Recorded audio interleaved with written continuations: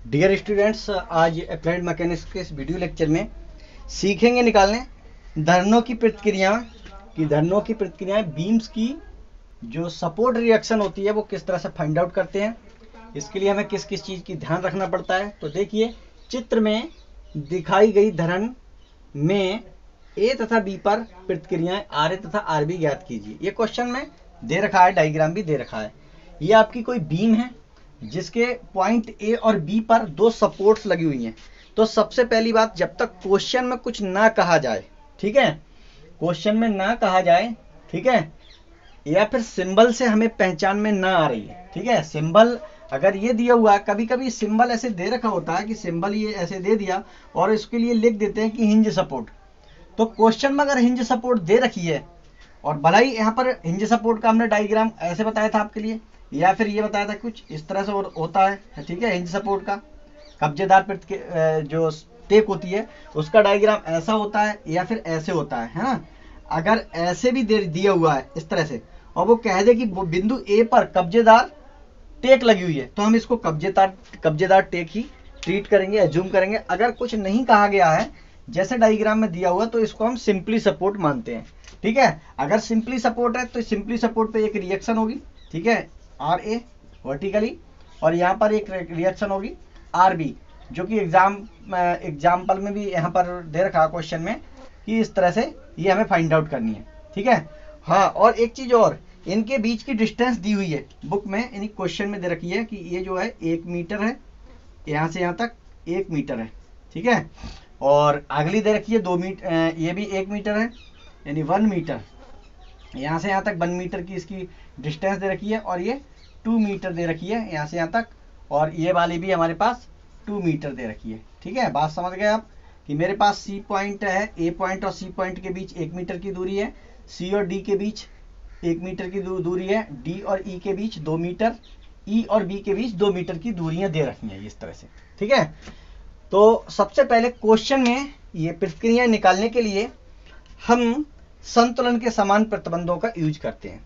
संतुलन के समान प्रतिबंध आपके पास कितने होते हैं? 3 होते हैं, सिग्मा एक्स बराबर 0 और सिग्मा वाई बराबर 0, सिग्मा एम बराबर 0, ठीक है, ये 3 होते हैं। अगर कोई संतुलन में है हमारे पास सिस्टम, तो उसके लिए हम ये 3 यूज करते हैं, ठीक है। तो यहाँ पर 3 समीकरण यूज करेंगे। तो 3 समीकरणों में से सबसे पहले देखिए कि हॉरिजॉन्टल डायरेक्शन में कोई भी फोर्स लगा है क्या? हॉरिजॉन्टल डायरेक्शन में कोई फोर्स नहीं लगा है, तो इसलिए इसका तो यूज यहाँ पर कोई होगा नहीं। सिग्मा एक्स बराबर 0 का यूज नहीं होगा, सिग्मा वाई बराबर 0 का यूज होगा। हम ये मान रहे हैं कि यहाँ पर जो हमारे पास धरन है, ठीक है, धरन है, जो भी बीम है, इस पर वर्टिकल फोर्स, हॉरिजॉन्टल फोर्स, ठीक है, ये हमारे पास जो वर्टिकल फोर्स है डाउनवर्ड और ये अपवर्ड, वो इक्वल होंगे, ये हम मान के चल रहे हैं। देखिए, जितना फोर्स 60 न्यूटन का, 80 न्यूटन का और 90 किलो न्यूटन का, ठीक है, ये किलो न्यूटन में सभी दे रखे हैं, 60 kilo Newton, 80 kilo Newton, 90 kilo Newton के फोर्स इन पॉइंटों पर लग रहे हैं, यानी इस बीम को दबा रहे हैं। तो इस बीम को सपोर्ट कौन प्रोवाइड करा रहा है? ये इसकी टेक है, जो एक प्रतिक्रिया बल ऊपर की ओर लगा रहे हैं। तो ये बीम पर अगर ये प्रतिक्रिया बल ना होते तो ये बीम नीचे आ जाती, ठीक है, जमीन पर आ जाएगी। बीम चूंकि टंगी हुई है सपोर्ट्सों पर, और ये बैलेंस मानते हैं हम, फोर्स क्या मानते हैं? बैलेंस, यानी वर्टिकल डाउनवर्ड और वर्टिकल हॉरिजॉन्टल प्रतिक्रियाओं को हम क्या मानते हैं? बैलेंस मानते हैं। ये मानते हैं कि यहाँ पर ये बैलेंस है। तो यहाँ पर सबसे पहले संतुलन के समान प्रतिबंधों से हम यहाँ पर सिग्मा वाई बराबर 0 करते हैं। देखिए, सिग्मा एक्स बराबर 0 करने का कोई मतलब नहीं है, तो आप लिख लेते हैं संतुलन के सामान्य प्रतिबंध से, ठीक है, संतुलन के सामान्य, ठीक है, प्रतिबंध से, संतुलन के सामान्य प्रतिबंध से हमसे पहले सिग्मा एक्स बराबर 0, ये तो कोई मतलब नहीं है, ठीक है, क्योंकि एक्स डायरेक्शन में कोई फोर्स नहीं लगा हुआ है। अब हम सिग्मा वाई बराबर 0 के लिए बैलेंस करेंगे, सिग्मा वाई बराबर 0 ये वाला लगाएंगे, ठीक है। सिग्मा वाई बराबर 0 लगाने के लिए देखिए, हम सबसे पहले अब एक चिन्ह मान लेते हैं कि ऊपर से नीचे लगने वाले फोर्स पॉजिटिव, ठीक है, या फिर नेगेटिव, कोई एक मान लें। नीचे से ऊपर लगने वाले पॉजिटिव मान लें, या ऊपर से नीचे लगने वाले पॉजिटिव मान लें, दूसरे को नेगेटिव मान लें। तो ठीक है, हम नहीं मानना चाहते तो हम ऐसे कर ले रहे हैं, ठीक है, R A plus R B, ठीक है। आर ए नीचे से लग रहा है, ये भी इस डायरेक्शन में लग रहा है, इन दोनों का ऐड कर लिया, ये बराबर होंगे नीचे लगने वाले फोर्सों के, यानी 60 गुणे 60 प्लस 80 प्लस 90, और इनको हम जोड़ ले रहे हैं तो 8 ये हमारे पास हो जाएगा 17 और 23 हो जाएगा, ठीक है। हमारे पास ये जो फोर्स है वो हो जाएगा 230 किलो न्यूटन, ये हो जाएगा। तो हमारे पास रिएक्शन ये निकल के आ गई R A plus R B. ये पहला स्टेप है भाई न्यूमेरिकल सॉल्व करने का, इतने किलो न्यूटन, ये समीकरण नंबर 1 मान ली हमने, ठीक है। सबसे पहले हम क्या करते हैं, फोर्स इस पर बैलेंस कर लेते हैं, सिग्मा एक्स बराबर 0, सिग्मा वाई बराबर 0। अगर एक्स डायरेक्शन में जो भी फोर्स लगे हुए हैं तो उनको एज्यूम कर लेते हैं। सिग्मा एक्स बराबर 0 वाली समीकरण से हम इसको बैलेंस करते हैं, उसके बाद सिग्मा वाई बराबर 0 से बैलेंस कर लेते हैं। तो यहाँ पर सिंपली सिग्मा वाई बराबर का यूज करना, क्योंकि वाई डायरेक्शन में फोर्स लगे हुए हैं, तो नीचे से ऊपर की ओर लगने वाले फोर्सों को हमने प्लस माना और मान लिया कि नीचे से ऊपर की ओर जो भी फोर्स लग रहे हैं वो बराबर होंगे ऊपर से नीचे लगने वाले फोर्सों के, है ना, तभी तो होगा। सिग्मा वाई बराबर 0, ये सबको माइनस में लिया बराबर 0, ठीक है। समीकरण नंबर 1 हमने ये ले ली। अब इसके बाद देखिए हमें यह करना क्या होता है, यहाँ पर आर ए और आर बी का मान निकालना है। मान किसे में निकालना है, आर ए और आर बी का, जो कि क्वेश्चन में पूछा गया है। सपोर्ट रिएक्शन फाइंड आउट करनी है, तो सपोर्ट रिएक्शन फाइंड आउट करने के लिए यहाँ पर हम इस समीकरण को सॉल्व नहीं कर पाएंगे, क्योंकि यहाँ पर 2 वेरिएबल हैं। एक वेरिएबल को हमें एलिमिनेट करना होगा, रिमूव करना होगा। तो रिमूव करने के लिए हम यहाँ पर संतुलन के समान प्रतिबंध जो मूवमेंट वाला है सिग्मा एम बराबर 0, उसकी हेल्प लेते हैं, ठीक है। क्या लेंगे, यानी यहाँ पर हम लिखते हैं क्या अब, ठीक है। अब हम क्या करेंगे, हम यहाँ पर मूवमेंट लेंगे, यानी सिग्मा एम बराबर 0, और एम बराबर 0 हम किस पॉइंट के अबाउट मूवमेंट लेंगे, तो वो आप देख लीजिए बिंदु ए या बी, किसी भी जहां पर सपोर्ट लगी हुई है, केवल उनमें से किसी एक बिंदु को हम चूज कर लेते हैं। वो बाद में बताएंगे कि कौन सा बिंदु चूज करते हैं, अभी फिलहाल में आप कोई भी एक बिंदु के लिए चूज कर लो, यानी किसी सपोर्ट पर हम मूवमेंट निकालते हैं। मूवमेंट का मतलब जो छड़ हमारे पास है या बीम है, वो अगर इसमें टर्निंग मूवमेंट है, ठीक है, या इसमें क्या है फोर्स ऑफ मूवमेंट, है ना, मूवमेंट अगर आएगा तो बिंदु ए और बी पर ही आएगा। इन फोर्सों के कारण ये छड़ या बीम बिंदु ए के पर तक घूम सकती है, बिंदु बी के पर तक घूम सकती है, लेकिन हम ये माना कि ये बिल्कुल बैलेंस है, किसी बिंदु के पर तक नहीं घूमेगी, तभी संतुलन में हो सकती है। तो हम बिंदु ए के पर तक मान लीजिए मूवमेंट निकालें तो बड़े आसानी से हम इसको निकाल सकते हैं। यहाँ पर कह दिया movement about point A equal to 0। तो मूवमेंट निकालेंगे हम ए बिंदु के परता, तो ए बिंदु के परता मूवमेंट निकालने के लिए सबसे पहले देखिए बिंदु ए पर अगर हम निकालेंगे तो ए पर कौन सा फोर्स लग रहा है, आर ए, है ना। आर ए उसी बिंदु से जा रहा है जिस बिंदु के परता मूवमेंट निकाल रहे हैं, यानी बिंदु ए से आर ए की क्रिया रेखा गुजर रही है, तो यहाँ पर लंबवत दूरी क्या हो जाएगी 0, मूवमेंट हमें क्या मिल जाएगा 0, ठीक है। दूसरा अगर हम ले रहे हैं यहाँ पर देखिए, अगर हम बात करें ये हमारे पास क्या क्लॉकवाइज, इसको हम एक मानना पड़ेगा पॉजिटिव और एक को एंटी क्लॉकवाइज मूवमेंट आएगा उसको नेगेटिव, किसी को कुछ भी मान लो, आपकी मर्जी है, कोई फर्क नहीं पड़ने वाला, ठीक है। तो क्लॉकवाइज के लिए चलिए हम ठीक है प्लस मान ले रहे हैं, ठीक है, ये, और इसके लिए माइनस, ठीक है।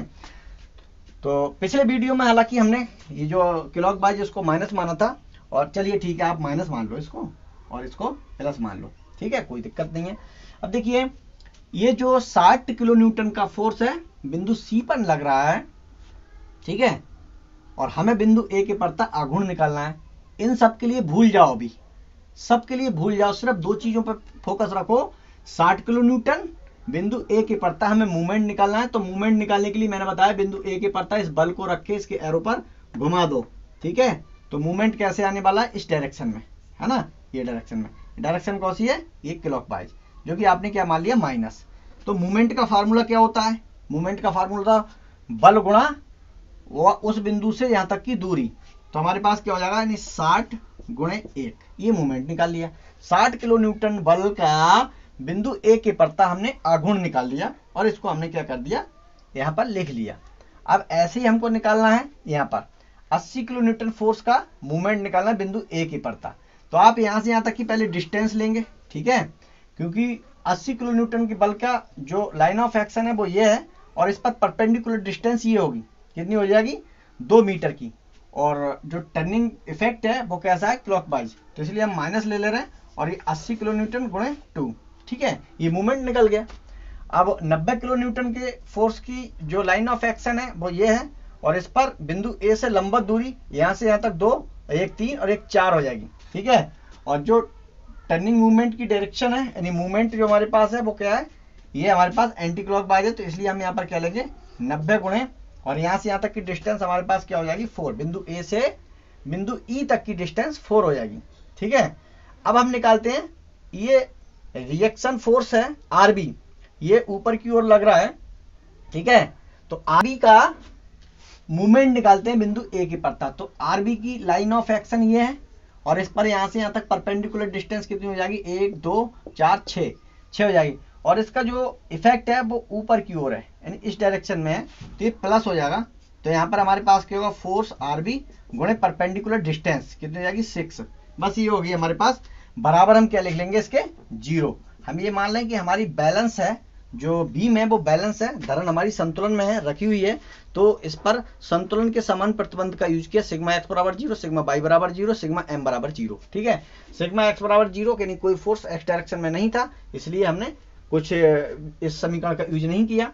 सिग्मा वाई बराबर 0 इस समीकरण का यूज किया, वाई के लिए हमने वाई एक्सेस पर लगने वाले सभी फोर्सों के लिए हमने बैलेंस माना है, ठीक है। तो हमने ये समीकरण बना ली, और यहाँ पर ए बिंदु के पड़ता मूवमेंट निकाल दिया सभी बलों का।